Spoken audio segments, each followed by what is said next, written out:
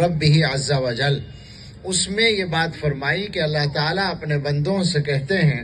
یا عبادی انی حرمت الظلم علی نفسی وجعلتہ بینکم محرما فلا تظالموا، اے میرے بندو میں نے ظلم اپنے اوپر حرام کیا ہے اور تمہارے درمیان بھی آپس میں ایک دوسرے پر ظلم کو حرام کیا ہے، تو آپس میں ظلم نہ کرو۔ یہ تو ایک بات ہے جو ساری دنیا کے انسانوں سے اللہ تعالیٰ کہہ رہے ہیں کہ بندوں کو ایک دوسرے کے ساتھ ظلم اور حق تلفی اور ناانصافی نہیں کرنی چاہیے۔ دنیا میں کوئی بھی بندہ ہو اور کوئی بھی بندوں کی جماعت ہو، گروہ ہو، پارٹی ہو، حکومت ہو، اگر وہ اپنی طاقت کے نشے میں آ کر بندوں پر ظلم کرے یا کوئی بندہ اپنے گھر ہی کے اندر ظلم کرے، دونوں باتیں اللہ تعالیٰ کو ناپسند ہیں اور ظلم کرنے والوں کا انجام اچھا نہیں ہوتا۔ اس کے بعد اللہ تعالیٰ نے بندوں کو یہ سمجھایا کہ یا عبادی کلکم ضال الا من ہدیتہ فاستہدونی اہدکم، اے میرے بندو تم میں سے ہر ایک گمراہ ہے سوائے اس کے جسے میں ہدایت دوں، تو مجھ سے ہدایت مانگو میں تمہیں ہدایت دوں گا۔ یا عبادی کلکم جائع الا من اطعمتہ فاستطعمونی اطعمکم،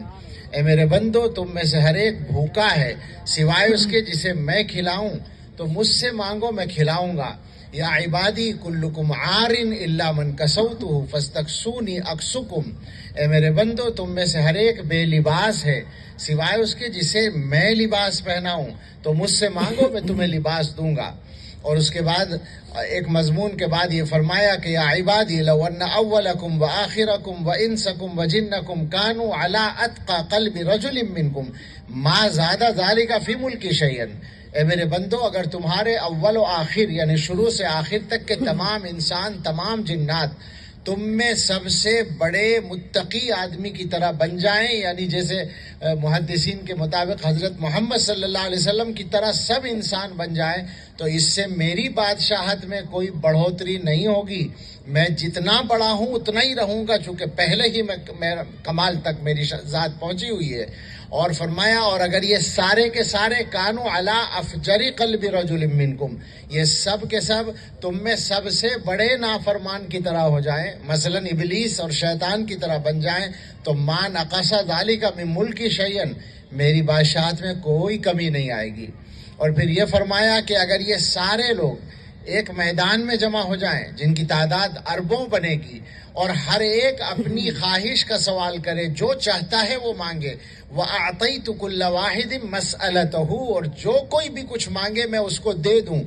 تو مَا نَقَصَ ذَلِكَ مِمَّا عِنْدِي إِلَّا كَمَا يَنْقُصُ الْمِخْيَطُ إِذَا أُدْخِلَ الْبَحْرَ،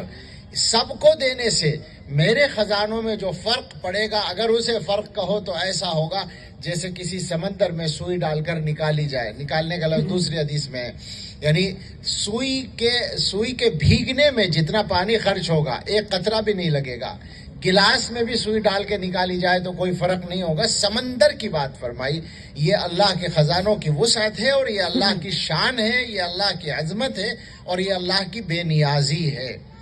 ایک بات ہم سب مسلمانوں کو ذہن میں رکھنی چاہیے کہ اللہ کا دین کہیں نہیں جانے والا، اللہ کا کلام کہیں نہیں جانے والا، وہ بالکل محفوظ رہے گا، اس کو کوئی خطرہ کبھی نہیں پیش آیا نہ پیش آ سکتا ہے، بلکہ